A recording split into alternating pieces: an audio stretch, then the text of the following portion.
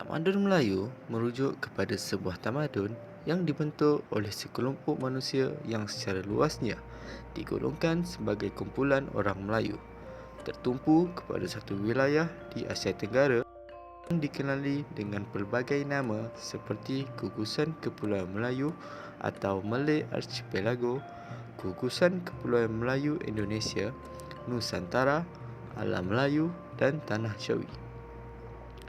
Tamadun Melayu telah menghasilkan pelbagai bentuk kesenian seperti seni ukir, seni tari, seni muzik, khat, seni bela diri, seni bina, seni tenun dan sulam, seni kulinari dan lain-lain. Antara fungsi kesenian tamadun Melayu adalah ia melambangkan identiti sesebuah tamadun. Selain itu, ia juga dapat merapatkan jurang perbezaan antara masyarakat di dalam tamadun tersebut. Seterusnya, melalui kesenian juga mampu untuk memupuk nilai-nilai murni kebangsaan. Kesimpulannya, tamadun Melayu adalah sebuah tamadun yang unik kerana perkembangannya melalui tahap yang penting. Oleh itu, tidak heranlah tamadun Melayu mengambil masa berabad-abad lamanya untuk berdiri unggul setanding dengan tamadun-tamadun dunia yang lain. Setelah melalui pelbagai rintangan dan halangan untuk meninggikan martabat tamadun Melayu dan setelah melalui beberapa fasa, pada hari ini masyarakat Melayu telah mencapai tahap kegemilangan yang tinggi walaupun perkembangan tamadun Melayu telah menerima pelbagai cabaran untuk berkembang. Akhir sekali, kita sebagai penyambung atau pewaris tamadun Melayu hendaklah sentiasa membangkitkan semangat untuk terus memperjuangkan segala kesenian yang wujud di dalam tamadun Melayu ini. Hal ini supaya generasi akan datang juga dapat merasai dan menikmati keunikan kesenian yang terdapat di dalam tamadun Melayu. Seni ukiran.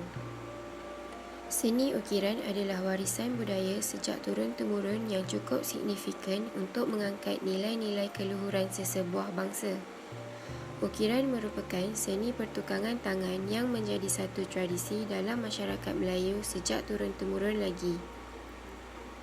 Terdapat 4 teknik ukiran iaitu teknik ukir timbul, teknik ukir tembus, teknik ukir larit dan teknik kerawang. Motif dalam seni ukiran.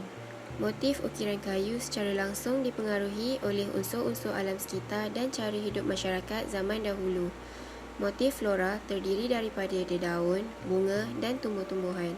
Motif fauna pula terdiri daripada hidupan hidup seperti haiwan. Perkembangan seni ukiran. Seni ukiran dalam tamadun Melayu bukan sahaja terdapat pada rumah-rumah, tetapi ia juga terdapat di istana-istana raja, binaan masjid dan mimbarnya, perhiasan rumah, alat-alat muzik tradisi, alat pertukangan, alat mempertahankan diri dan sebagainya. Seni ukiran Melayu merupakan satu bentuk seni yang tidak dapat dipisahkan dalam kehidupan masyarakat Melayu. Masyarakat Melayu kini menerapkan seni ukiran kayu pada produk seperti peralatan dapur, barangan kraft, perabot dan perahu. Walaupun peredaran zaman telah membuat pelbagai perkara berubah, namun ukiran kayu terus dilestarikan sebagai penghias di dalam bangunan-bangunan, sebagai hiasan dan sebagainya. Assalamualaikum, saya Adam bin Ramlan dan saya akan menerangkan tentang kesenian warisan Melayu terhadap seni bina rumah. Rumah tradisional Melayu menggunakan bahan semula jadi termasuklah kayu dan buluh. Tempat-tempat kediaman sering dibina tanpa menggunakan sebarang logam. Sebaliknya, lubang perakat dan alur digunakan untuk memenuhi unsur-unsur kayu ke dalam satu sama lain, berkesan menjadikannya rumah pasang siap. Rumah kayu tradisional diperbadankan pengetahuan reka bentuk yang berkaitan dalam seni bina kontemporari seperti teduhan, ventilasi, kualiti yang hadir dalam ciri-ciri rumah asas. Walaupun rumah Melayu mempunyai kepelbagaian gaya mengikut setiap negeri, wilayah dan sub-etnik, terdapat gaya biasa dan persamaan yang dikongsi antara mereka.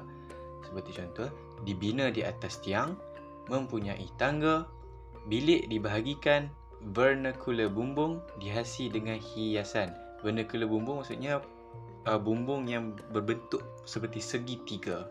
Seterusnya, rumah tradisional Melayu mempunyai 3 komponen utama, iaitu lantai yang tinggi, dinding dan bukaan, bumbung cerun bertingkat. Ini kerana ialah ciri utama binaan tradisional yang memberi manfaat kepada penghuni bagi mengekalkan keselesaan terma dalaman dan keselamatan dari bahaya binatang buas dan berbisa. Perancangan susun atur yang menterjemahkan sosio budaya masyarakat Melayu.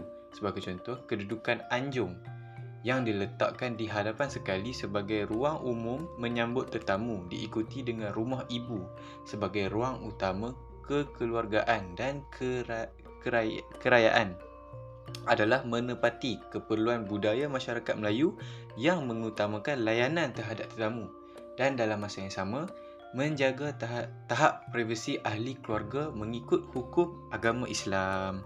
Legasi seni warisan Melayu dalam konteks pertahanan diri. Perkataan silat bermaksud seni berdiri yang membawa maksud ilmu pergerakan mempertahankan diri yang melibatkan permainan senjata atau tangan kosong. Sebelum perkataan silat digunakan, seni bela diri orang Melayu dikenali sebagai ilmu perang, ilmu hulu balang, ilmu prajurit dan ilmu gagah berani. Perkataan silat sinonim dengan seni bela diri dari Nusantara yang meliputi Malaysia, Indonesia, Thailand, Borneo dan keseluruhan negara-negara Asia Tenggara. Asal-usul silat sukar dijejaki dan dipercayai berusia ribuan tahun. Ia digunakan sebagai sistem pertahanan bagi kerajaan Langkasuka, Campak, Sriwijaya, Beruas, Melaka, Makassar, Aceh, Majapahit, Gangga, Patani dan kerajaan-kerajaan lain di Asia Tenggara. Menurut bukti tinggalan sejarah yang terdapat di Candi Borobudur dan Candi Prambanan di Jawa, dapatlah disimpulkan bahawa sudah wujud seni mempertahankan diri ini di kawasan Kepulauan Melayu pada abad ke-8 Masihi. Gerak silat asalnya ilham lalu disimpan di dalam bunga. Dari bunga terbitnya buah.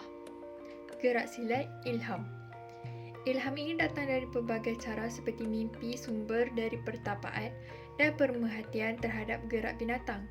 Gerakan ini memiliki pelbagai maksud tersirat dan dari asas gerakan ini munculnya gerakan menipis, gerakan tapak, tumbukan, mengunci, menjatuhkan lawan, melangkah dan sebagainya. Bunga silat. Maka titah Seri Bentara menyari apalah kiai tuah. Inginlah kita hendak melihatmu menari. Maka sembah Tun Tuah, daulat tuanku Andika, ini menari cara hulu balalah. Hikayat Hang Tuah, 1971, muka surat 126. Melalui petikan Hikayat Hang Tuah tadi, dapatlah disimpulkan bahawa gerakan silat bukanlah dari menari semata-mata dan mengandungi rasa tersembunyi. Bunga merupakan gerak asas dalam silat. Gerak ini kemudiannya disusun dan membentuk buah silat. Terdapat salah faham yang menganggap bunga ialah tari menari yang bertujuan mempersembahkan semata-mata. Jurus atau belebat. Jurus juga dikenali sebagai belebat. Ia merupakan pergerakan pantas yang berulang-ulang bertujuan untuk membiasakan gerak. Tujuannya agar pesilat terbiasa dengan gerak-gerak jurus itu lantas tersimpan di dalam nalurinya dan hasilnya gerak itu dapat dilaksanakan pada situasi pertarungan sebenar. Buah silat. Buah silat adalah gabungan gerakan yang diasaskan oleh bunga, iaitu gerak asas silat, juga dikenali sebagai buah pukul. Ia ialah aturan langkah menyambut serangan sehingga pihak lawan ditumpaskan dalam satu aturan gerakan. Senjata warisan Melayu. Antara senjata-senjata Melayu lama yang sering digunakan oleh pesilat adalah seperti keris, badik, kerambit, parang, pedang, lading, tumbuk lada, tepi, tongkat, tembung dan sundang. Sebelum berakhir, izinkan saya berpantun. Tak tumbuh tak belata, akar kayu selalu dicari. Pencak silat budaya kita, amalkan selalu pertahankan diri. Tanah Melayu, tanah pusaka, megah berdiri di singgah sana. Adat dijunjung, nama dijaga, tidak Melayu hilang di dunia. Kesimpulan yang dapat diberikan, silat Melayu sejarahnya panjang dengan pelbagai bentuk dan gaya. Keasliannya dan geraknya diabadikan dan dipelajari dan diwariskan secara turun-temurun. Ia merupakan identiti kepada masyarakat Melayu dan hanya boleh disimpan dengan mempelajari dan diamalkan. Jika tidak, ia akan pupus dan hanya dikenali melalui tulisan dan gambar sahaja. Assalamualaikum warahmatullahi wabarakatuh. Nama saya adalah Siti Nur Amira binti Razak. Tajuk yang ingin saya bentangkan adalah batik lambang seni warisan kreatif.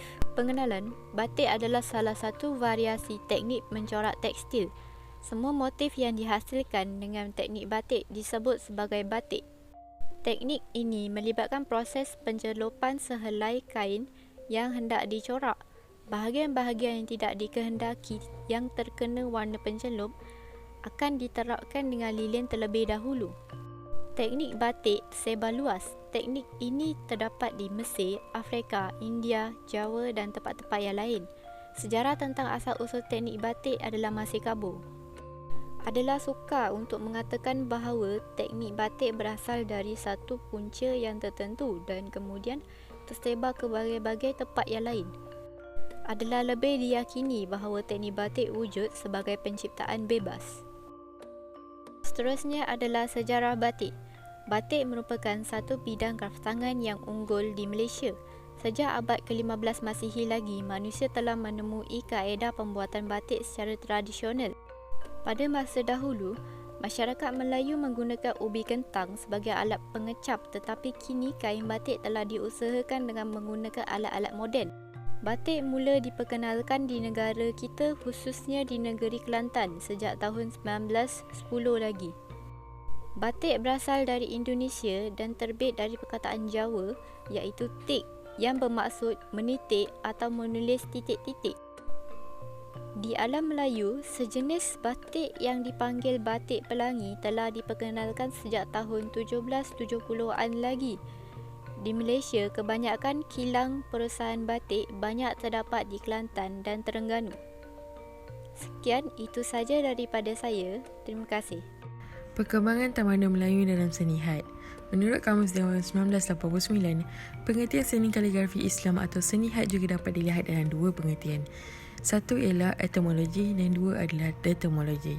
Seni had ialah satu ilmu yang memperkenalkan bentuk-bentuk huruf tunggal, penyusunannya dan cara-cara merangkai sebuah tulisan yang tersusun. Ia juga disandar pada subjek-subjek yang berkaitan dengan agama dan digunakan untuk menulis ayat-ayat suci dan kata-kata bijak pandai.